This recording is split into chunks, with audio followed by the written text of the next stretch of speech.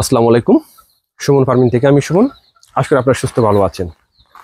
বন্ধুরা, আমি আজকে আসছি ময়মনসিংহ মুক্তাগাছা খামার বাজার এলাকায়। ভাইয়ের নামটা? মুহাইমিন। মহিন ভাই। ভাই ভালো আছেন? আলহামদুলিল্লাহ ভালো আছেন। হ্যাঁ, এলে আমাদের মহিন ভাই।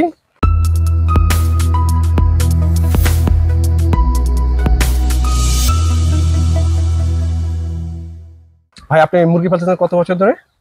কতদিন যাবত ধরে? 2-3 মাস হলো। 2 মাস ধরে মুরগি পালতেছে শুরু করছেন। আপনার তো দেশি মুরগি দিয়ে শুরু করেছেন, তাই না? জি জি জি। তবে সবচেয়ে মজার জিনিস হলো ভাইয়ের যে একটা পরিবেশ, মানে সবসময় ঘরটা এরকম ছায়ার ভিতরে থাকে, বাঁশ গাছের ভিতর সবসময় এমন একটা ছায়ার ভিতরে। আমরা যেমন শহরে আমরা যারা খামার করছি, আমরা নিচে ফুয়েল ফেভার দিচ্ছি, মানে হিটটা যেন কম লাগে, কিন্তু বাইরে এমন একটা ন্যাচারাল একটা জায়গা, মানে আমার মনে হয় না ফুয়েল ফেভারও লাগবে। ঠিক আছে, ফুয়েল ফেভার এত ঠান্ডা, এত আমরা ভিতরে ঢুকি, ভিতরে ঢুকে আমরা জিনিসটা দেখতে পারবো। ছোট্ট একটা ঘর, ভাইয়ের ছোট্ট একটা সুন্দর একটা সাজানো আমার। বিসমিল্লাহ।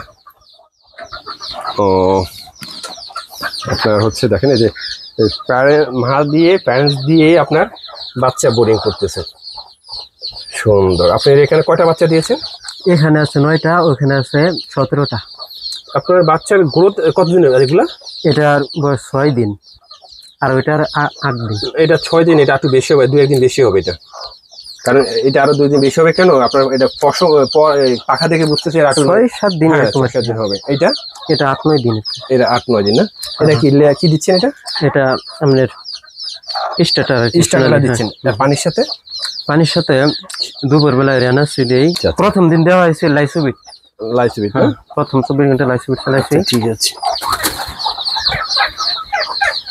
এই হচ্ছে একটা ডিম আছে। আজকে আমরা ডিম পাইছি কয়টা? 10টা, কালকে 9টা। কয়টা মুরগি থেকে? এখানে আছে 2, 4, 6, 8, 10, 12, 13টা মুরগি।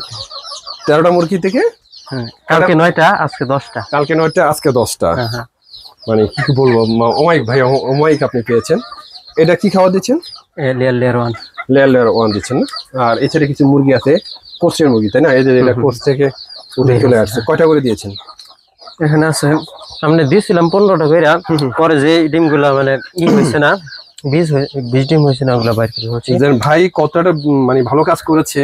মানে মুরগি কোচে বসে আছে, এটা ধারে কাছে খাবার, মানে উঠে কোথাও যেতে হবে না, যেখানে খাবার ওখানে। ভাই সুন্দর একটা কাজে দিতে, খাবার দিয়ে রেখেছে, পানি দিয়ে রেখেছে। তারপরে অনেক মেডিসিনের কালেকশন আছে। ঠিক আছে, আমরা মেডিসিনের কথা বলবো। এটা হচ্ছে ভাই দেখেন, আপনার 10টা-12টা মুরগি পালন করে আপনার প্রতিদিন 9, 8, 9, 10টা করে ডিম পাচ্ছে। মাশাআল্লাহ, অনেক। এভারেজ ধরেন 8টা, এভারেজে 8 থেকে 10টা, তাই না? আপনি এই 2 মাসে কেমন প্রফিট করতে পারছেন কিছু? এখন যেহেতু আমি বাচ্চা ফুটে, যদি বাচ্চা বড় করে বিক্রি করতে পারতাম, তাহলে হয়তো আরো বেশি প্রফিট করতে পারতাম। এতদিন আমি শুধু ডিম বিক্রি করে দিচ্ছি। আপনি ডিম বিক্রি করে দিচ্ছেন? ডিম বিক্রি করে খাদ্যের ব্যবস্থা করছি, আলাদা লস নাই আর কি। আচ্ছা, আপনি ডিমটা বিক্রি করছেন কেন? আপনি বাচ্চা ফুটাননি কেন? এটা কারণ? এখন যেহেতু প্রাথমিক পর্যায়ে সবাই তো নতুন থাকে, অত ধারণা থাকে না, যাতে রিস্কের মধ্যে না পড়ে, সেই জন্য আর কি। মানে আপনার বাচ্চাগুলা কিভাবে আপনি বোর্ডিং করবেন, কিভাবে বড় করবেন, সেই ঝামেলা না যেতে আপনি শর্টকাটেই প্রফিট করে ফেলেছেন। ঠিক আছে, খুব বুদ্ধিমান একটা কাজ করছেন ভাই।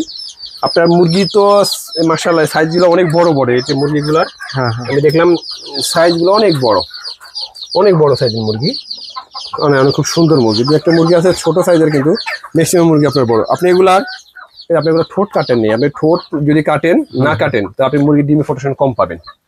যদি ঠোঁট কাটতে হবে, আপনি কৃমির ওষুধ, অ্যান্টিবায়োটিক, রানীক্ষেতে ভ্যাকসিন সব করানো হয়েছে? কৃমি আপনার 3-4 দিন আগে কৃমি ডোজ দেওয়া হয়েছে, এরপরে আপনার লিভার টনিক দিয়ে দিচ্ছি। এই আপনার একটা প্রবলেম আছে, ঠিক আছে, একটু সমস্যা আছে, এটা আমি বুঝতে পারছি। হ্যাঁ, এটা একটা প্রবলেম আছে, সমস্যা নেই, এটা ঠিক হয়ে যাবে। মনে একটু প্রবলেম আছে। পানি বেশি খাই তো। এই মুরগিটার আপনি রং দেওয়ার কারণটা কি সেটা বলেন? এটা ভাই আসলে সাদার মধ্যে একটু রং দিলে সুন্দর লাগে আর কি, সেজন্য। আচ্ছা আচ্ছা আচ্ছা। ছোট সাইজের যে মুরগিগুলো, এগুলো একদম নতুন। এটা নতুন, এই মুরগিটা ডিমে আসে না? আসছে না, এটা 3-4 দিন ধরে ডিম পারতেছে। এটা ভাইয়ের ছোটখাটো সুন্দর একটা খামার। আমরা ভাই আমাকে আনার উদ্দেশ্য হলো ভাইয়ের জিনিসটা বিজনেস আকার করতে চাচ্ছেন। ভাই আপাতত বাড়িতে সময় দিচ্ছেন। আমরা এটা কিভাবে বিজনেস আকার, বাইরে অনেক যথেষ্ট পরিমাণ জায়গা আছে, অনেক সুন্দর জায়গা। আপনার দিনের বেলায় গরমের ভিতরে দেখেন ভাইয়ের ঘরটা টোটালি কোনো গরম নেই, খুব সুন্দর একটা জায়গা, সুন্দর একটা পরিবেশ। তারপর হচ্ছে বাইরের পরিবেশটা অনেক সুন্দর, বাইরে এভেলেবেল জায়গা। আপনার মুরগির কিছু প্রবলেম আছে, ওটা মেডিসিন দিলে ঠিক হয়ে যাবে। যে ভাই ফার্স্ট স্টার্টিংয়ে দেখেন কত সুন্দর করে কাজ করছেন, বা উনি এই জিনিসটা আরো বিজনেস আকারে করবেন বলে দেন, উনি কোনো রিস্ক নিতে চাচ্ছেন না, সেই জন্য একটা ভালো পরামর্শ নেওয়ার জন্য ভাই আমাকে নিয়ে আসছেন। বা একটা বুদ্ধিমতের মতো কাজ করছেন। আপনারা যদি এইভাবে যদি শুরু করেন, আপনারা যদি শুরু করেন, আমরা এই কটা ফ্যারেন্স রাখবো না, আমরা ফ্যারেন্স আরও বেশি বাড়াবো। কারণ আপনি 10টা-15টা ফ্যারেন্স দিয়ে আপনি আউটপুট ভালো কিছু করতে পারবেন। আপনি হয়তো এবারিসে 4টা-5টা দৈনিক ডিম পাবেন এবারিসে, হয়তো বা এখন ভাই 10টা-9টা পাচ্ছে, কিন্তু একটা সময় আসবে ভাই সব কচু বসে যাবে, ডিম আসবে না, 2টা-1টা ডিম আসবে। তো ওই সময়টা কি হবে? এই জন্য আপনাদের ফ্যারেন্স বাড়াতে হবে। যে আপনার নিম্নে হলে 30-40টা ফ্যারেন্স থাকলে সবচেয়ে বেস্ট হবে। কারণ আপনার প্রতি মাসে যেন 6-7 ডিম আসে, আপনি কি করতে পারবেন? বাচ্চা বাড়াতে পারবেন। আপনি ডিম প্রোডাকশন ভালো হলে বাচ্চা প্রোডাকশন ভালো হবে, বাচ্চা প্রোডাকশন ভালো, আপনি মার্কেটিংটা খুব ভালো করতে পারবেন। আপনি যদি অল্প উৎপাদন করেন, আপনার প্রফিট হবে অল্প। আর আপনি যদি বেশি উৎপাদন করেন, আপনার বেশি প্রফিট হবে। এই জন্য আপনাকে অভিজ্ঞতা নিতে হবে, আপনাকে জানতে হবে, আপনাকে শিখতে হবে। আর ভাই সেই জন্যই আমাকে নিয়ে আসছেন যে কিভাবে আমরা কাজ করতে পারি, কিভাবে আমরা পরিকল্পনা করতে পারি।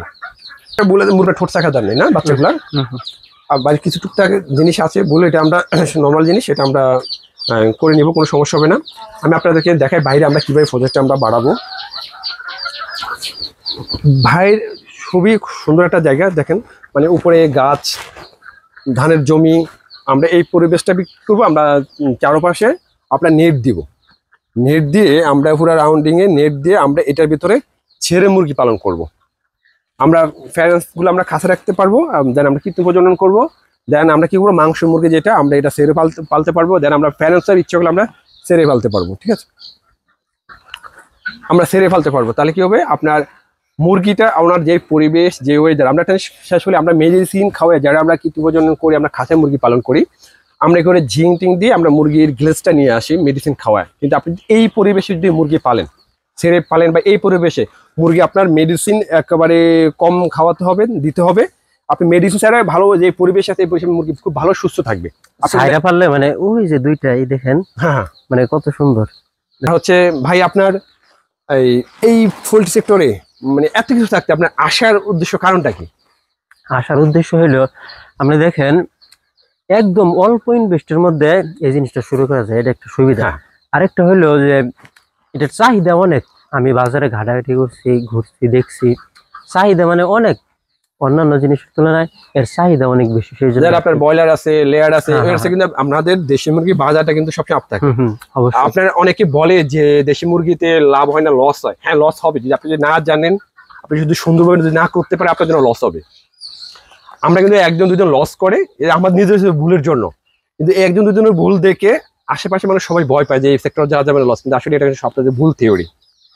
আপনি যদি এরকম করে শুরু করেন, শিখেন, জানেন, অভিজ্ঞতা নেন, আপনি ভবিষ্যৎ ভালো কিছু করতে পারবেন ইনশাল্লাহ।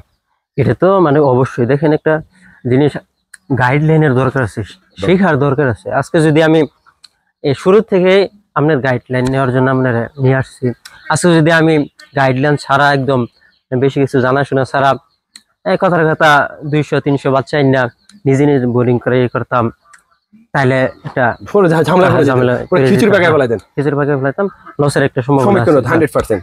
এই যে আজকে আমি ভাইয়ের কাছে আসতেছিলাম, আমাকে একজনে মেসেজ করছে যে ভাই আমার কিছু মুরগি আছে প্রায় এখন 200 থেকে 250 মতো সম্ভবত, প্লাস 100-র উপরে, খুব ঝামেলায় পড়ে গেছেন, কি করবে? আর উনি কি ঝামেলায় পড়েছে ওটা কিন্তু আমাকে একেবারে মেনলি করে বলেন নেই, ডাইরেক্টলি বলেন নেই, বলছে ঝামেলায় পড়ছেন। আপনি যখন 200-300 আপনার হাজারো ঝামেলায় পড়বেন, আপনার ঝামেলায় কি সেটা আমাকে বলতে হবে। আপনি সবচেয়ে ভালো হয় আপনি আমাকে কন্ট্যাক্ট করে ফোন করতে পারেন যে আমার এই প্রবলেম হচ্ছে, আমি কি করবো, আমি সেটা আপনাকে সঠিক পরামর্শ দিতে পারবো। এই জন্য বলছি, যখন আপনি মুরগি 4টা-5টা পালবেন, 10টা পালবেন না, আপনি কোনো ঝামেলায় পড়বেন না। আমি এই জন্য বারবার বলি, 5টা-10টা মুরগি মাছ-চাষিরা অ্যাভেলেবেল পালতে পারে, কোনো সমস্যা হয় না। যখন আপনি এটা বাড়াবেন, তখন আপনি ঝামেলায় পড়তে হবে।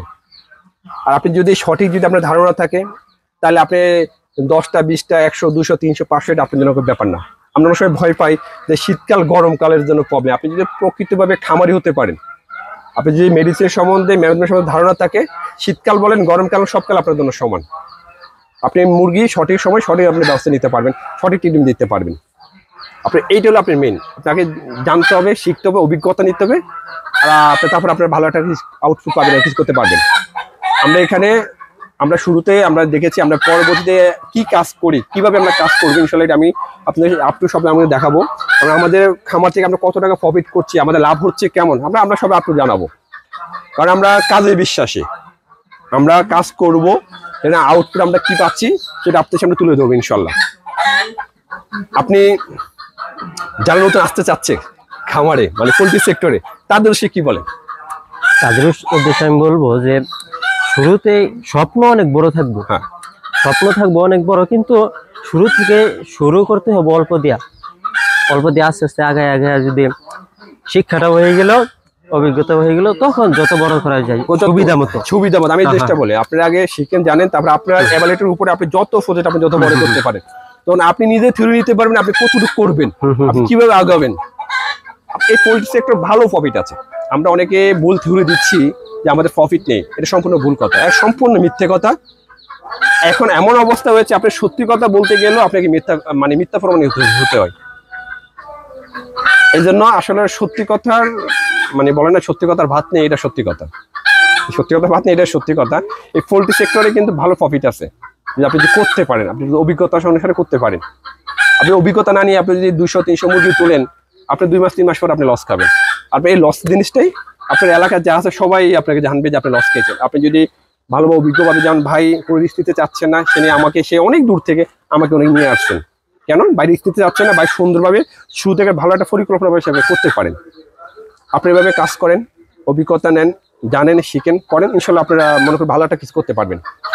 আমি মনে করি আপনারা যারা, আমি প্রথম একটা ভিডিও করি, আমরা চাকরির পাশাপাশি ব্যবসার পাশাপাশি আপনারা শুরু করেন, ভয় পাবেন না। নাথিং, একটা কোনো ব্যাপারই না, খুবই নর্মাল একটা জিনিস।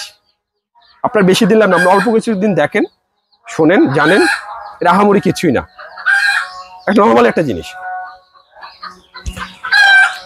তারপরে ভাই আমরা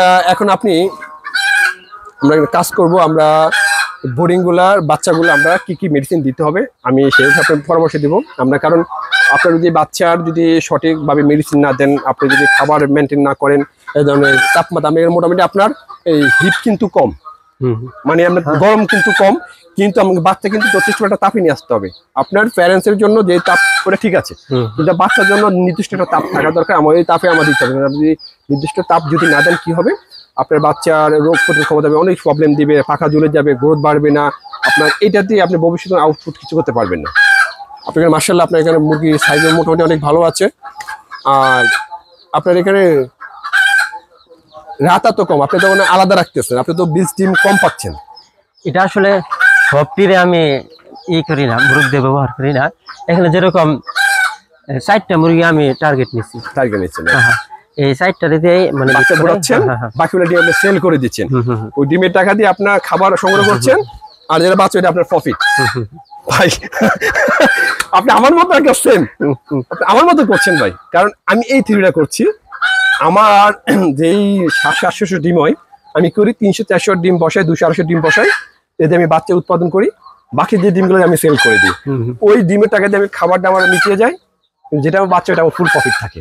কিন্তু আপনি আমার সেম টু সেম ঠিক আছে। আমরা এই বাচ্চা নিয়ে আমরা কাজ করবো না, আমরা আরো বাচ্চা আমরা বাড়াবো, মুরগি আরো বাড়াবো। আপনি কি করবেন, আপনি এই জায়গাটা আপনি ওইভাবে বাঁশ দিয়ে নেট দিয়ে বেড়া দিয়ে দিবেন, তাহলে আমরা আপনার তো আর কোনো ঘর নেই, তাই না? না, ঘর নেই আপাতত এইটাই আছে, কিন্তু ভবিষ্যতে অবশ্যই আমরা ভবিষ্যৎ মানে আপনি এখন থেকে কাজ শুরু করতে হবে। আমরা বোর্ডিং এ ঘর করতে হবে, আপনার বোর্ডিং এর ঘর করতে হবে। আমরা আপাতত আমরা কোষে দিয়ে মুরগি বাচ্চা ফুটাবো। আমরা এখানে 4টা নাম আর কিছু বাড়াবো, আমরা যখন 4টা 5টা একসাথে কোষে বসবে, আমরা 15টা 16টা করে ডিম দিব। আমরা 5টা 6টা যখন হবে, আপনার একসাথে 70-80 পিস যখন বাচ্চা আমরা বের পাবো, তখন আমরা কি করবো, আমরা আলাদা একটা বোর্ডিং করবো। বাচ্চা দিয়ে মা দিয়ে আমরা কি করবো, বাচ্চা ফুটাবো, ফুটার পরে আমরা মাকে আলাদা করে দিব। করে দেওয়ার পরে আমরা এটা দিয়ে কি করবো, বোরিং করবো, বোরিং করে আমরা এটাকে ওইভাবে আমরা বড় করতে শুরু করবো। তাহলে আমরা আপাতত, কারণ আপনার এখানে কারেন্টের অনেক প্রবলেম, আর হচ্ছে আপনার আইপিএস তো নেই, না। তারপরে হচ্ছে আমরা এখন ইনকিউবেটরের ভিতরে যাব না, না। আমরা এটা থেকে শুরু করে আমরা প্রফিট করব, প্রফিটের টাকা দিয়ে ইনশাল্লাহ আমরা আস্তে আস্তে আমাদের খামারটা আমরা বড় করবো, ঠিক আছে। আর ভাই এখানে কিছু মেডিসিন আছে, আরো কিছু মেডিসিন লাগবে, আমি সেটা বলে দেবো, ইনশাল্লাহ কোনো সমস্যা হবে না, ঠিক আছে ভাই। ইনশাল্লাহ ভাই আমরা শেষ করছি, ভালো থাকবেন, সুস্থ থাকবেন, হ্যাঁ।